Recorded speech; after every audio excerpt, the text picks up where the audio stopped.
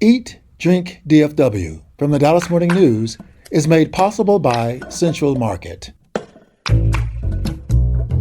Hello, and welcome to Eat, Drink, DFW, the podcast from the Dallas Morning News food team. Each week we take a look at food and drink trends in North Texas, talk about restaurants in Dallas-Fort Worth, learn some new recipes, and sometimes even get tips from you, our listeners. I'm Anna Butler, the food editor at the Dallas Morning News. It was another week of heartbreaking big-name closures. We'll catch you up on those and share some exciting news for anyone who has ever thought, I wish IHOP and Applebee's would have a baby. And later, we're digging into the very best appetizers you can find at Trader Joe's. That's all coming up right after this. Central Market is really into food, like fish flown in so fresh it still has jet lag into food. Our sourdough starter has been around since grunge was a thing into food. We're talking more prime cuts than a greatest hits album into food. Central Market is really into food. If you are too, then we're the HQ for you. Whether you're a make every recipe in the cookbook foodie or a my favorite recipe is reheat type who just digs the delectable, no place makes every day more delicious like Central Market. Really into food. Shop now at centralmarket.com. For the latest food and restaurant news in Dallas-Fort Worth, visit dallasnews.com/food. Also, we would love to hear from you, so email us at eatdrink@dallasnews.com. Today, I'm joined by Sarah Blaskovich, Claire Baller, and Imelda Garcia. Let's start with the closure of Deep Sushi. Claire, what do we know? Not that much, actually. We know that Deep Sushi is closed, and we know that it's been closed for, it seems, a few weeks now. And we also know that this closure seems to be permanent, but the owners of this restaurant, which has been in Deep Ellum for 30 years now, have not really come out to say why it is closed. What we do know is that they posted on Instagram that the restaurant was going to be closed at the beginning of the year for critical repairs, and that it was expected to open January 5th, but that didn't happen. And it's a sad one. Like I said, this place has been there for a long time. You know, we've been talking a lot about closures and how we expect to see them this time of year, but it always sucks when a place closes, especially one that's been there for so long. And another one that our readers have felt a lot about. Herrera's Cafe closed on Harry Hines in Dallas at the tail end of 2025. If this name rings a bell, it's probably because the family behind this restaurant near Love Field Airport has more than 50 years of history in Dallas food. So Herrera's was in the same place for a long time, but moved and closed several times since then. And different members of the family operate different Herrera's. So the Herrera's that has closed is on Harry Hines, but there are two others that are still open, and it seems unaffected by this closure. So there's a Herrera's Oak Cliff on West Illinois Avenue, and there's Cafe Herrera on Lamar Street in downtown Dallas. But still, the closure seemed to have come as a shock to the regulars who seem to love it. And I talked to some of them. And I don't know if this really counts as a closure, maybe a pivot, but Rye is closing, which is fascinating, I think, to all of us because it got a Michelin recommendation, but it's pivoting to really double down on its cocktail program with Apothecary. That's right, Anna. Rye on Greenville Avenue is going to close in March. And this was and is one of Dallas's most creative restaurants. Its chefs Tanner Agar and Taylor Rouse were really inventive. We've interviewed Tanner on this podcast before. They have great insight into the restaurant industry, and to me seem to be making food that few other people are. Now, Rye is closing so that Apothecary next door, their bar, can expand into the larger Rye space. I talked to Tanner about that because this is a pretty big move, and it made me ask him, was your restaurant too creative for Dallas diners? Or is there not a business model for this Michelin-reaching menu? And just to put that in perspective, they had tasting menus very regularly that required a total overhaul in the kitchen of, 8 to 10 courses. And they were really creative. One from last summer had 11 courses of playful twists on kid food. An example, they had a foie gras gelato dish with caviar that they called Ice Cream Truck. They had cocktails with Capri Sun in them. They're really kind of pushing what we understand to be good food in Dallas. And Tanner answered my question about creativity by making a great point. He said, what about the original Meridian or Homewood or Petra and the Beast? 3 really cool restaurants with 3 beloved Dallas chefs. And, he paused and I filled the space, which is to say none of those 3 restaurants are open anymore. But, and I quote, and it in no way diminishes the wonderful things that have happened at Rye, Tanner said.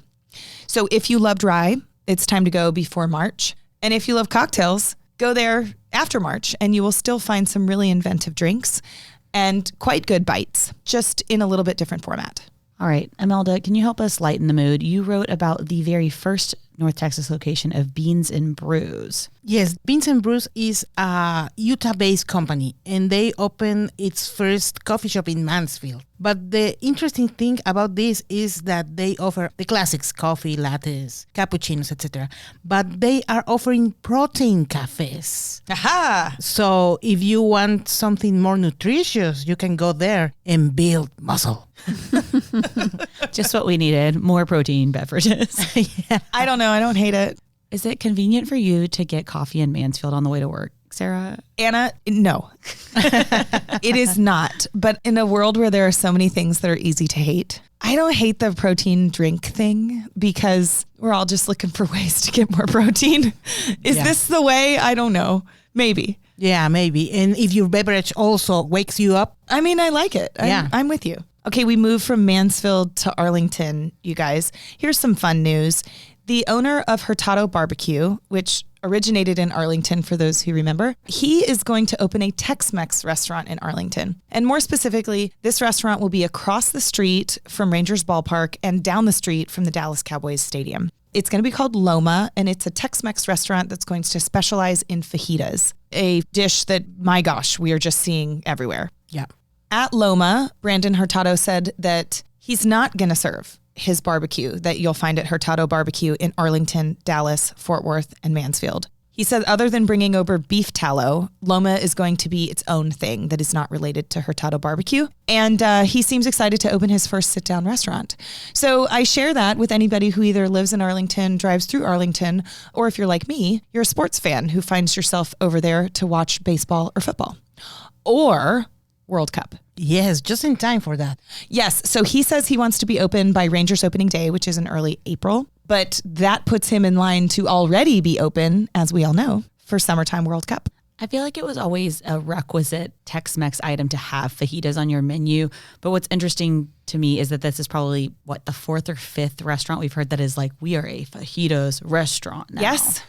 I remember talking to some old school Tex-Mex restaurateurs who remember when fajitas landed on their menu. Like this was a newfangled thing decades ago. And of course, now it is not, at least not in Dallas. Until I talked to these longtime restaurateurs, I guess I didn't know we lived in a world where there weren't fajitas at Tex-Mex restaurants. And there was a time for that. And in the 70s and 80s, we finally this became something that people ordered regularly. Fajitas to me remind me so much of Mediterranean food being in vogue, where it's like this is going to be very meat and protein forward, probably with some vegetables, and maybe you eat the bread or in this case the tortilla with it if you're okay with the carbs. It feels like this way to eat clean but have flavorful food. That's a parallel I see, but I really might be pushing it. No, I see that. I think it will be interesting to see how this plays out and also what pricing looks like, because I just talked with a restaurant owner last week who told me that we know that things are across the board really expensive right now, but he said that it was fajita meat in particular was something that he had to pivot around because it got so expensive per pound.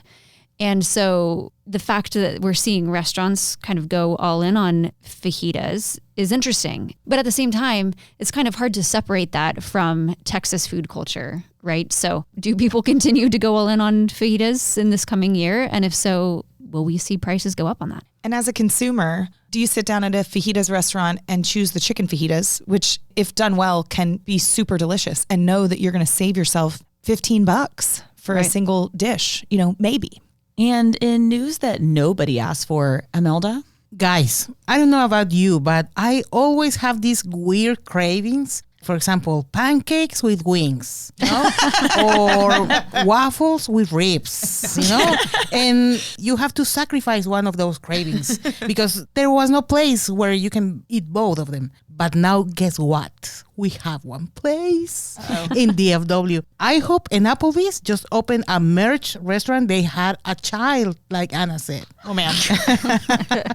So now you don't have to choose. You can have your pancakes and your wings. This is open in Love Field Airport in the public area. So before you get into the checkpoints, you can go and have a very interesting dinner with your family. I don't know about you guys, but the restaurants outside of security, I don't think I've ever dined in one of those. When you are coming or going, what you're not doing is lingering outside of the area that you know you need to be in or out of. But what I'm excited about is for Imelda to use the 30 minutes of free parking that she could get at Dallas Love Field as if she is picking up a passenger to go in and pick up a joint order of pancakes and wings. Yeah. She's like, guys, it's me.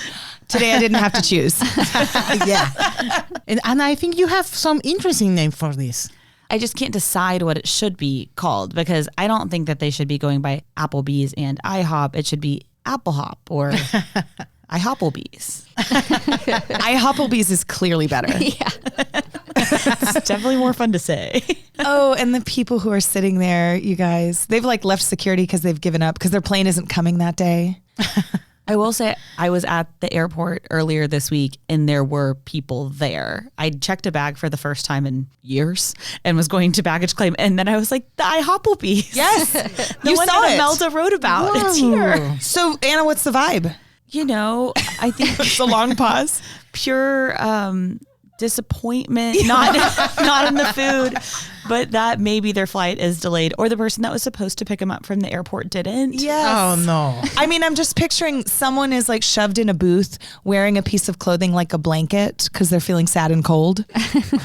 Well, at least you can have a cocktail or something now. And Julie tells us that they have good priced cocktails. That's a huge bonus. This is actually probably the number one thing in the deal for IHOP to me, because as someone who once went to an IHOP before a John Mayer concert and learned that I couldn't order a glass of wine with my pancakes, the number one thing I was like is how does IHOP not have alcohol at it? I just love that you went to an IHOP fully expecting to order a glass of wine. In Greensboro, North Carolina. I love that you wanted to drink wine before a John Mayer concert. Who wouldn't? Just the Battle Studies album, so good. Oh, that's good. Well, Claire, this is very different news. We're just going to pivot though. What's going on with Good Local Markets? You guys might remember that Good Local Markets last fall was kind of in a tough spot. So this is a farmer's market, a nonprofit farmer's market here in Dallas. And for a long time, they've run a Saturday and Sunday markets in the spring and in the fall. Their Sunday market was looking like it was going to be no more after they lost some significant funding. Even their Saturday market was sort of in jeopardy. So some good news on this front. Good Local Markets is going to be sticking around, both their Saturday and Sunday markets. And they've actually done something really interesting. They've partnered with the city of Dallas for their Sunday market, which will now be for the spring term at Fair Park. Empty Fair Park. Empty Fair Park. Oh. Except that you can also do Fair Park things at it. So like state fair things. They said swan boat rides.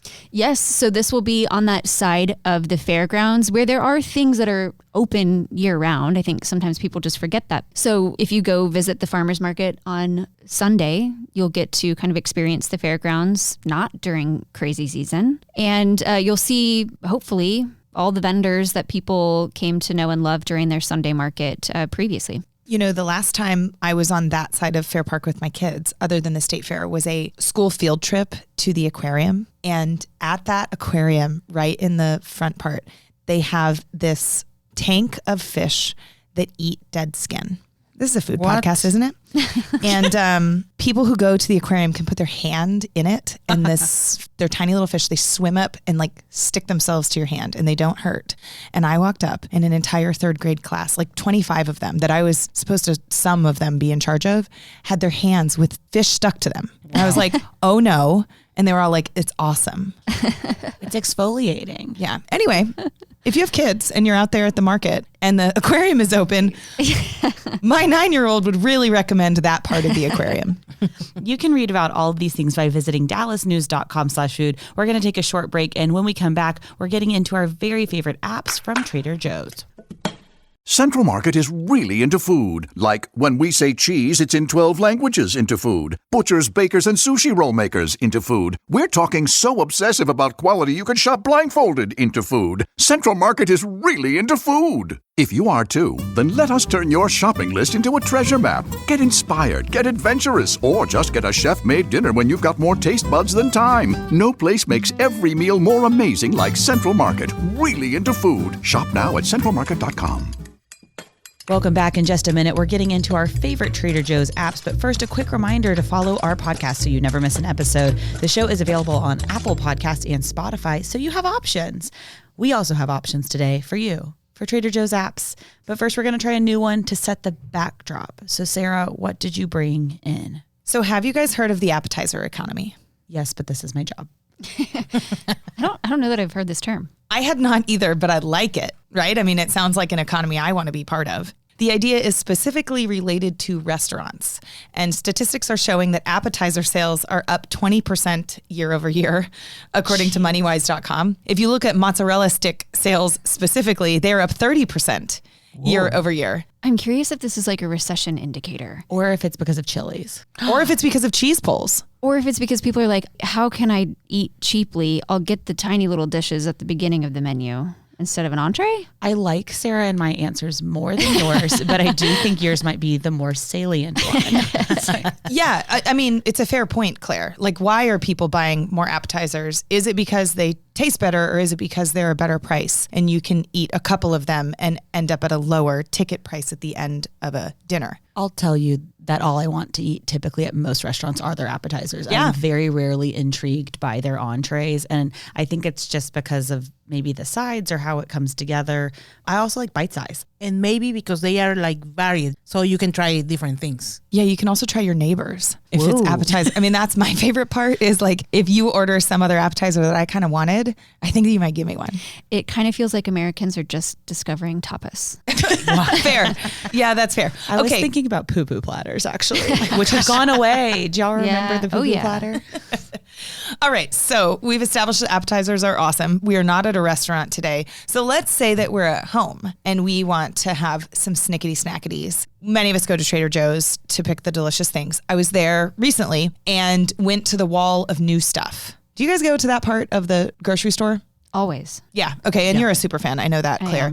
I went to the wall of new stuff and found salsa taquera. I love a salsa, willing to try any kind, but the sign below it said, "This is Trader Joe's employees' favorite salsa for real." Something like that. And I was like, well, obviously I'm going to buy that. And the best thing about everything at Trader Joe's is like, it's a couple bucks. So like worst case, I buy a salsa that's not the best salsa I've ever had, but is still pretty good. I'm willing to try it. So I said out loud something about this salsa, and Claire, you were like, yeah, I've already bought it. Right? Twice. Yeah. Yeah. Love it. Okay. So do we want to try it? Yeah. Definitely. Yes, of course. I'm hungry. We've got a big bag of chips. My toxic trait right now is I put everything to the tune of Pink Pony Club in my head. So I was like, big bag of chips. Everything. It's like a new tick. Yeah, it is a new tick. Ooh, this is like a molcajeteada salsa. You know what a molcajete is? Yes, a mortar It's- and pestle. Ah, that's correct. Made of volcanic stone. So when you crush your peppers and tomatoes and everything, you get that consistency. You know, it's amazing. Do you like the look of it, Imelda? Yes. So the salsa, the color is, it's not a salsa verde. It's not a typical red tomato-based salsa. It is made with tomatillos and diced tomatoes. And then also it's a very fine salsa. This is not a chunky salsa. So if you're pro chunks, this might not be the one for you. I knew I was tasting habanero. It's actually still a mild salsa. I would not call this a spicy salsa by any means, but they have one of the best ingredients for salsas. If you're wondering why your very fresh salsa doesn't taste right or like a restaurant at home, it's because you didn't put white distilled vinegar in it, and this has this in it. So it has a very good, authentic restaurant taste to me, at least a Texas restaurant. Imelda, what about you? I love it. I need more chile, of course. Yes. But it's good. I mean, it's very acid because of the tomatillos. And I love the consistency. It's really good. What about you, Sarah? I think it's okay. It's not my favorite salsa, and I, like Imelda, want more spice. I think the closest equivalent in our Tex-Mex lexicon would be a ranchero salsa for this. That's probably what this is. Claire, what have you done with it since you've purchased it? I love to fry eggs in salsa, which is a technique sometimes you see for like huevos rancheros. And so I have used this salsa for that, which is perfect for it because it's not a chunky salsa. And so I will pour some into a skillet with a little bit of oil and crack eggs right into it and fry eggs in the simmering salsa, Mexican shakshuka. essentially, and kind of baste the eggs in that. It is really, really good. That sounds really good. It sounds fairly simple. and delicious. I don't want this salsa by itself. Honestly, I want it to be doing something. And that, Claire, sounds like a great job for it. Speaking of, I just was at a friend's house this past weekend. She had chips and salsa out, and the salsa was great. And I asked her where she got it from, and she said it was a store-bought salsa that she added fresh onion and tomatoes to, that she just cut up and kind of mixed in. And I had never really thought to do that before, to kind of dress up a store-bought salsa. And I feel like this one could be a good base for that kind of approach. To judge. Exactly. Something is interesting about Trader Joe's. Have you seen the hype of the bags? I mean, they cost like $3 or $5, and now they are on eBay like in $21,000, $35,000. Wait, what? Why? They are considered the quintessential American thing now. So they are sold worldwide. It's crazy. And this is like a rectangular tote bag with a handle. Yes. The canvas ones. Yeah. Oh man, Yeah. I don't understand the tote bag economy. It's the worst kind of bag. If you give me one for free, I will throw it away faster than I'll give it away. I hate a tote bag. Well, why doesn't it have a zipper? Why does everything just need to fly all over the car? I am a tote person, and I have a tote of totes, is what I call it. And it's my big tote bag that holds all of my other tote bags Do you use them a lot, or do they stay the in that time. tote? all the time. And I use different ones for different things. Tell me more, because they're all the same. And I do have some of the mini Trader Joe's totes. Oh, I know which those. I bought not knowing that was a culty thing. And they're great for kid uses. We use them all the time. We use the mini totes those are our restaurant bags. So that's what we could load up with our little restaurant activities when we're going to need to sit somewhere and be still for a bit. But it makes me sad that the tote is now like kind of a symbol of the absolute pits of capitalism, you know? Yeah. And your tote of totes, is it from TJ's also? It's not. Actually, no. My TJ's totes go inside my tote of totes. Oh, so it contains a treasure in there. Exactly. You have a lot of money. I in there guess now. that's pretty loaded. Not going to really tell anyone where that is in case they try to rob me. I think with you being such a fan of Trader Joe's, you just being like, I didn't know it was like a cult thing to have the mini ones. I'm like, I think that's just a sign that you're in the cult. Probably. Oh, yeah. To me, a tote needs pockets and it needs a zipper. This reminds me of the Stanley Cup. Here's what it is. The Stanley Cup has a couple jobs, and one big job of a cup with a lid and a straw is that it doesn't spill. You know what my kids do with their Stanley Cups? They spill them. It's the number one thing we do with the Stanley Cup. I think we spill it more than we drink out of it. So a tote, one of its huge jobs is to hold things and then not let those things fall out. And what my kids do with their totes is everything falls out in the car before we get to the restaurant because there's no zipper. And then we get to the restaurant, it's like, you got to put all the stuff back in the tote. And I'm like, I cannot live inside this craziness. Julie has something to say. I cannot abide by this tote hate any longer, especially the Trader Joe's totes, and the canvas ones are amazing. I don't know if they've got a zipper, but they stay closed.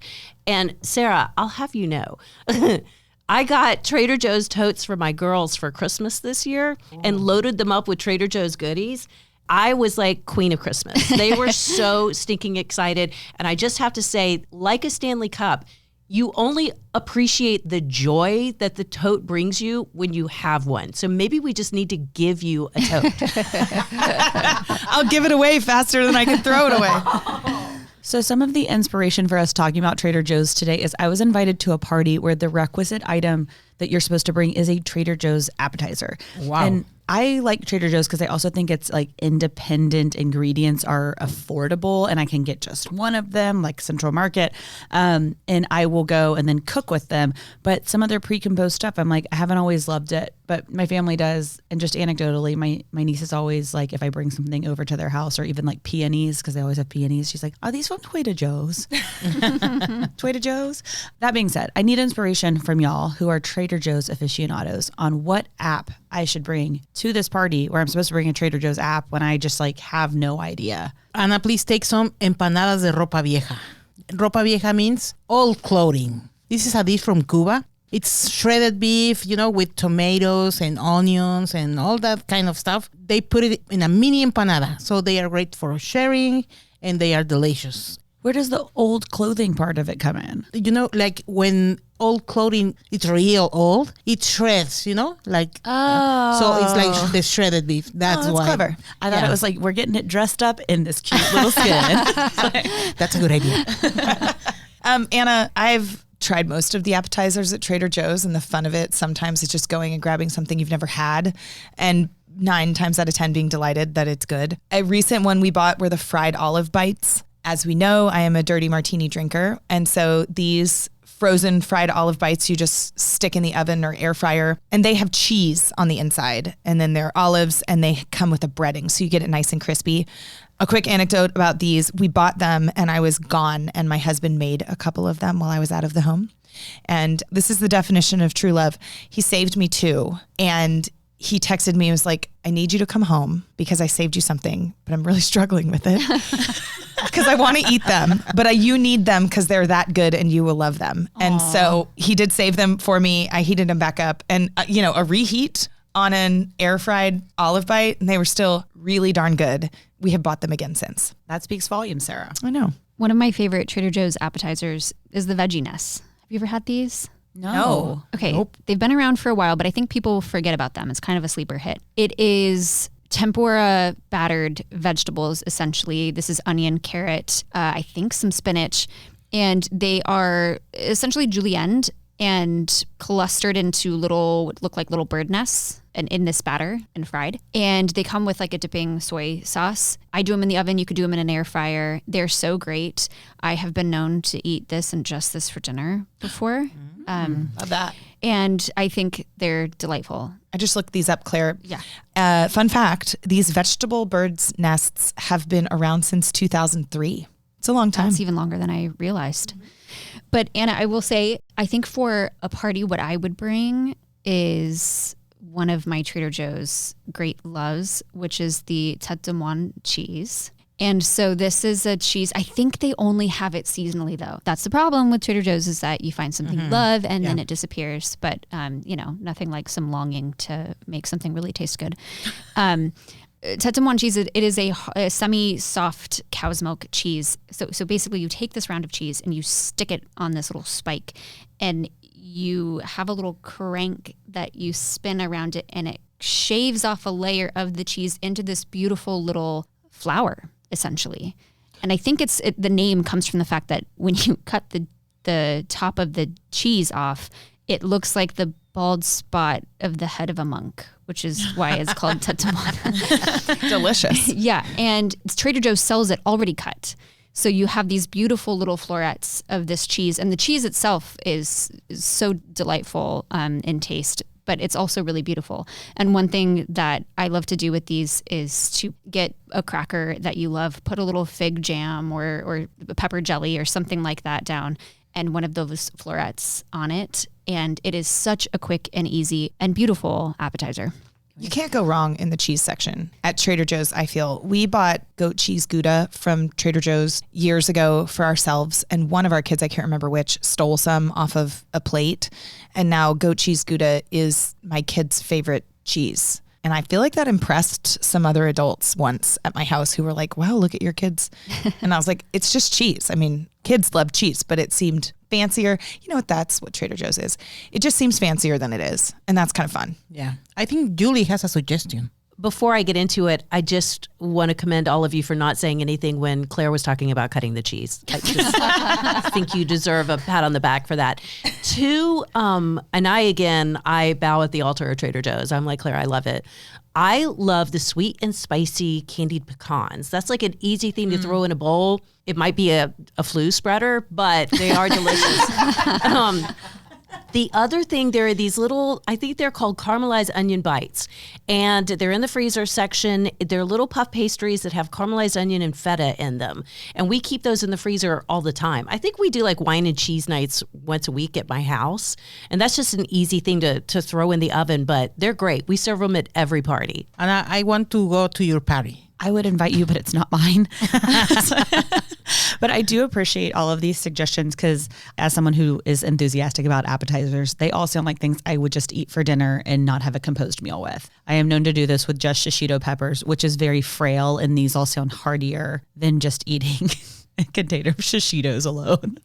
I do need like a power ranking after your party, Anna. I think that you should take some mental notes. I feel as though it would not be right to take actual notes during the party.